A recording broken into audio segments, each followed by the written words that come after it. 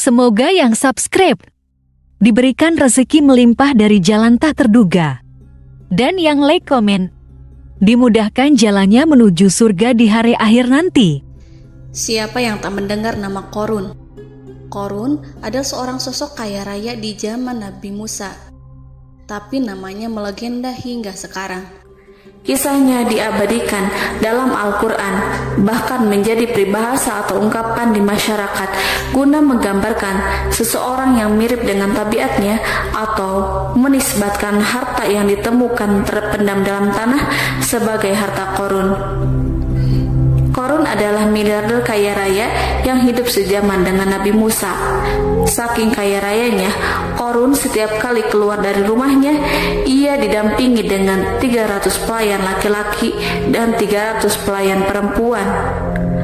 Qorun juga dikawal oleh 4.000 pengawal yang diiringi 4.000 binatang ternak, ditambah 60 ekor unta yang khusus membawa kunci-kunci guna penyimpanan harta kekayaannya itu. Itu dilakukan semata-mata sebagai bentuk kesombongan bahwa dialah manusia paling kaya, paling terhormat, dan memiliki pengikut setia. Ia merasa lebih mulia dibandingkan Nabi Musa alaihissalam.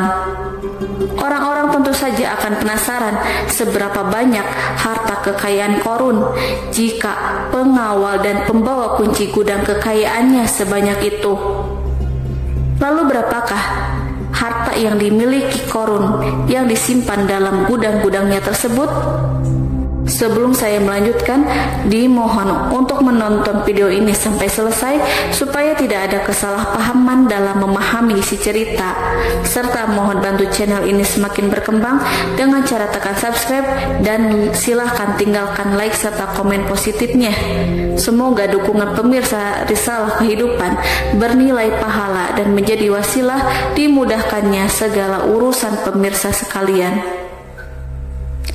Pemirsa Risalah Kehidupan, di zaman sekarang banyak orang yang mengistilahkan rezeki yang tak terduga dengan istilah harta Qorun. Lalu dari manakah sumber harta kekayaan Qorun yang sangat luar biasa itu? Serta di manakah Qorun dan hartanya ditenggelamkan? Siapakah Qorun dan bagaimana kisahnya dengan Nabi Musa? Qorun merupakan kaum Nabi Musa alaihissalam. Disebutkan oleh Ibnu Jurayj, nama lengkap Qorun adalah Qorun ibnu Yashar, ibnu Qahis, ibnu Lawi, ibnu Yakub. Ia merupakan putra paman atau sepupu Nabi Musa alaihissalam. Pasalnya, Nabi Musa alaihissalam sendiri adalah putra Imron, sedangkan Imron adalah putra Qahis. Dengan kata lain, Qorun masih satu kakek dengan Nabi Musa alaihissalam, yakni kakek Qahis. Ia adalah umat Nabi Musa yang taat. Tidak hanya memiliki banyak harta, Qorun juga termasuk orang yang cerdas dan berilmu. Ia menguasai ilmu duniawi dan ilmu ukhrawi, dan tercatat bahwa Qorun adalah ahli di bidang kimia. Dirinya tercatat sebagai ahli kitab Taurat setelah Nabi Musa. Kepandaian Qorun dalam ilmu agama membuat dirinya sering disebut dengan ilmu nawir atau orang yang memberi cahaya dan penerangan. Suaranya terkenal merdu dalam membaca kitab Taurat. Selain itu, Qorun juga lihai dalam berbisnis. Ia mengetahui trik investasi yang menguntungkan serta jalur perdagangan internasional yang strategis di zamannya. Kekayaan Qorun begitu banyak sebagaimana tercatat dalam surat Al-Qasas ayat 76. Sesungguhnya Qorun termasuk kaum Musa, tetapi dia berlaku aniaya terhadap mereka. Kami telah menganugerahkan kepadanya pembendaharaan harta yang kunci-kuncinya sungguh berat dipikul oleh sejumlah orang-orang yang kuat. Dalam riwayat Khaisamah disebutkan, untuk mengangkut kunci gudang kekayaan Qorun dibutuhkan 60 bigol atau sejenis kuda kecil. Ukuran kuncinya sebesar jari, bahannya terbuat dari kulit dan setiap kunci digunakan untuk satu gudang. Maka keluarlah Qorun kepada kaumnya dalam kemegahannya. Para ulama tafsir menjelaskan, Korun keluar dengan baju mewah diiringi dengan 300 gadis berbaju merah dan 4.000 kendaraan kuda.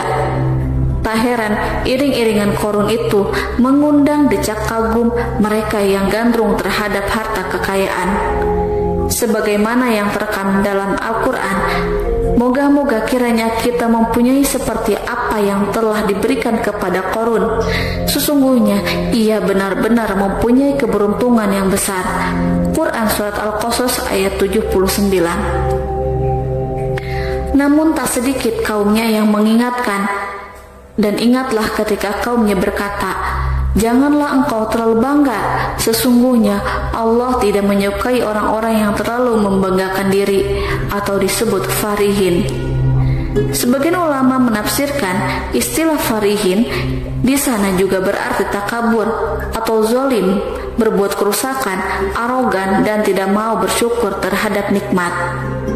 Korun dikisahkan memiliki ribuan gudang yang berisikan emas dan perak.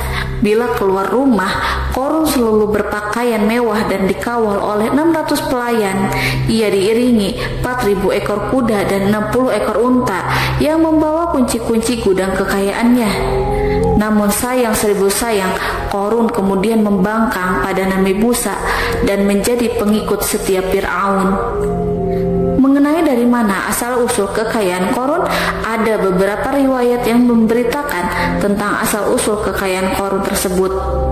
Sumber pertama menyebutkan bahwa jauh sebelum memiliki kekayaan, Korun hanyalah seorang lelaki miskin yang tidak mampu menafkahi keluarganya sendiri.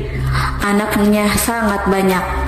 Lalu suatu hari ketika Korun datang kepada Nabi Musa, ia meminta Nabi Musa alaihissalam untuk mendoakannya agar Allah memberikan harta benda yang banyak. Korun juga meminta Nabi Musa mengajarinya ilmu kimia dan ilmu-ilmu kehidupan lainnya.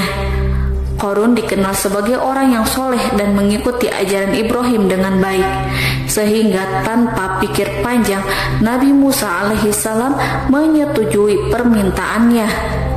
Allah Subhanahu wa Ta'ala mengabulkan doa Nabi Musa. Korun diberikan kecerdasan luar biasa dan menguasai ilmu yang telah diajarkan kepadanya.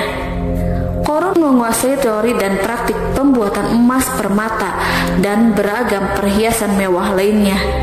Ia juga pakar dalam ilmu arsitektur, rancangan bangunan, penataan kota, dan lain sebagainya. Tidak lama setelah itu, hidupnya berubah. Korun pun hidup dengan bergelimbang harta. Ribuan gudang yang dimilikinya penuh dengan emas dan perak. Namun sayangnya, keberuntungan yang didapatkannya membuatnya gelap mata. Korun mulai hidup dengan penuh pamer, keangkuhan, dan penuh kesombongan. Kekayaan yang telah diberikan oleh Allah Subhanahu wa Ta'ala membuatnya lupa dengan Sang Maha Pemberi. Korun merasa lebih terhormat dan mulia dibandingkan Nabi Musa. Ia pun akhirnya membelot dan durhaka pada Nabi Musa. Ia mengingkari janji-janjinya dahulu dan beralih menjadi pengikut Fir'aun yang setia.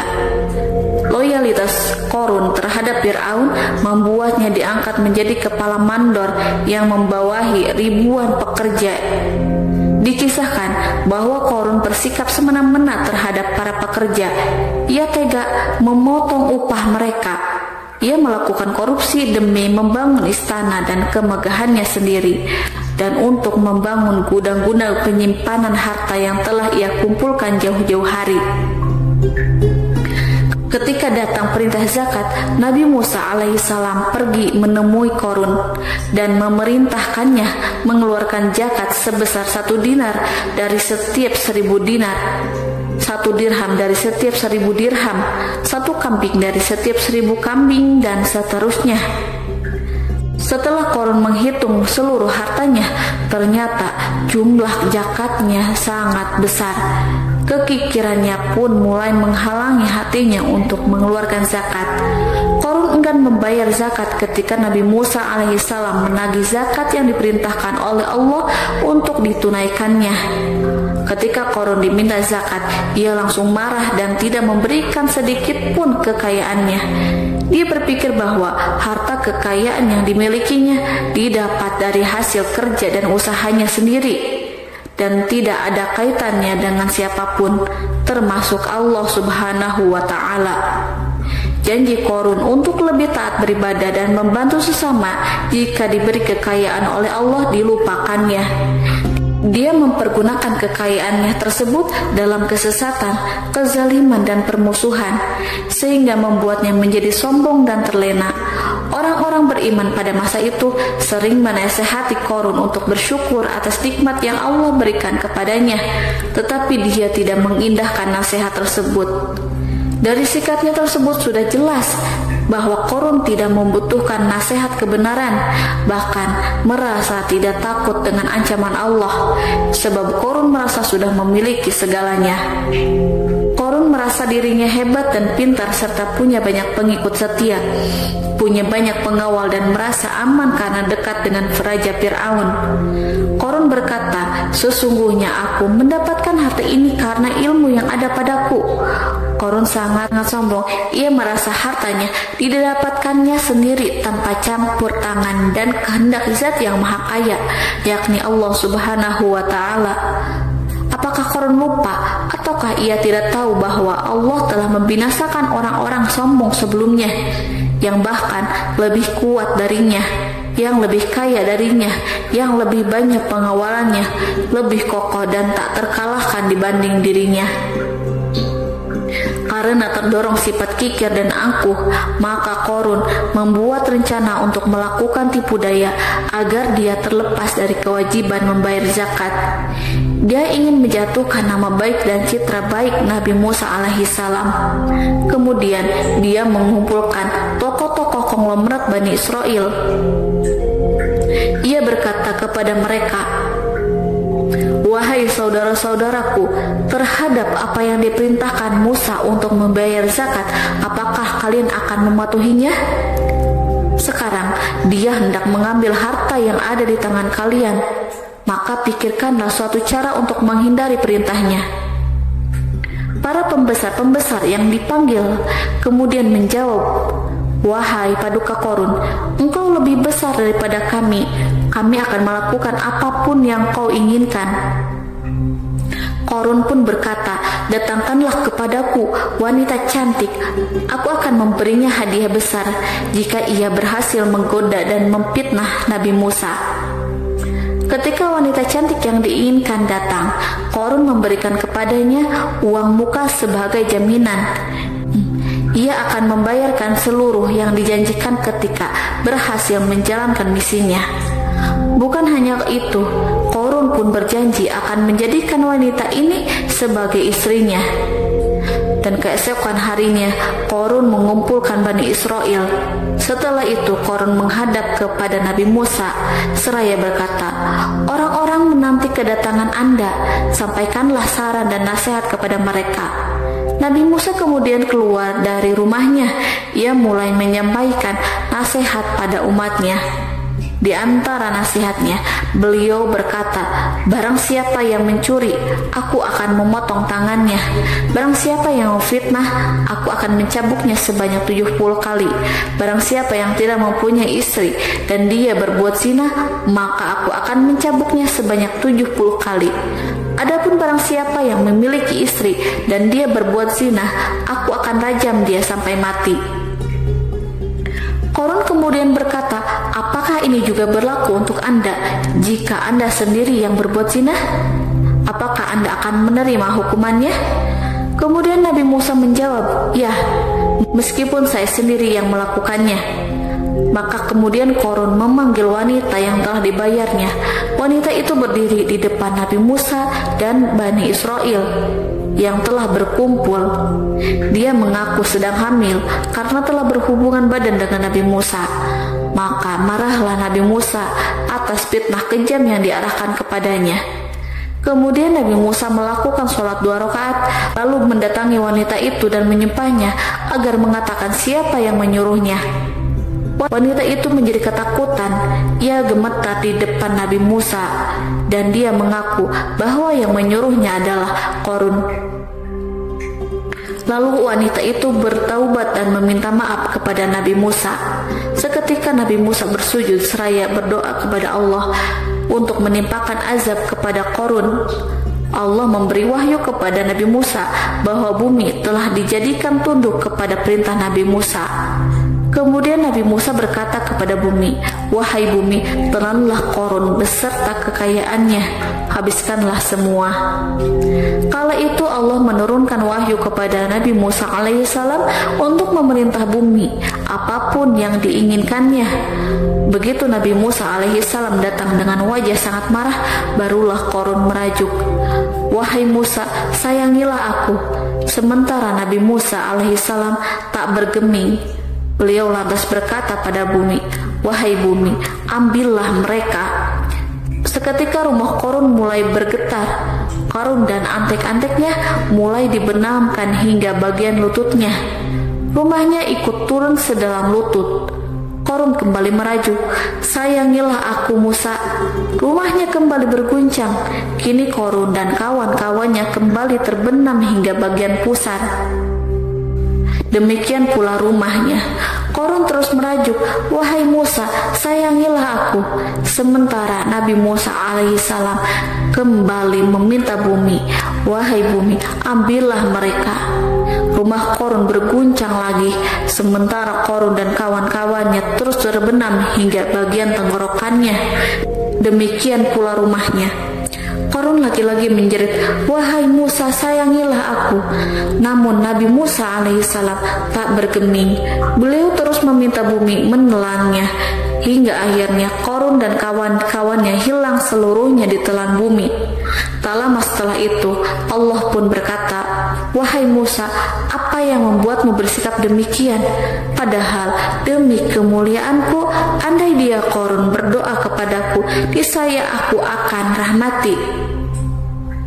Maka kami benamkan dia beserta rumahnya ke dalam bumi, maka tidak ada baginya satu golongan pun yang akan menolongnya selain Allah, dan dia tidak termasuk orang-orang yang dapat membela diri." Quran Surat Al-Qasas ayat 81. Lalu di manakah lokasi ditenggelamkannya Qarun beserta harta bendanya? Konon berdasarkan kepercayaan beberapa masyarakat setempat, Qarun ditenggelamkan di sekitar sungai atau danau Moris yang terletak di kota Fayum, negara Mesir. Qarun konon mendirikan istana dan di tempat itu pula ia ditenggelamkan. Dahulu Qarun berkeinginan membangun sebuah istana, namun tidak diizinkan oleh Fir'aun jika istana itu dibangun di samping istana Fir'aun. Terlebih Qarun juga tidak ingin membangun istana di tengah pemukiman Bani Israel yang terletak di tanah Jasan. Fir'aun pun memberikan tanah di wilayah Fayum. Kemudian di tepi sungai Fayum inilah Qarun membangun istananya yang megah dan di dalamnya membangun Al-Kunuz atau gudang penyimpanan harta berisi emas dan perak. Salah satu bukti arkeologis yang dapat dijumpai di lokasi tersebut adalah runtuhan bangunan yang diduga sebagai tempat tinggal Qarun yang berjarak sekitar 2 km dari Danau Qarun. Menurut beberapa sumber, bangunan yang masih berdiri kokoh tersebut adalah benteng yang dibangun oleh Qarun. Namun, ada juga yang mengatakan bahwa bangunan tersebut adalah tempat tinggalnya. Wallahu a'lam bishawab.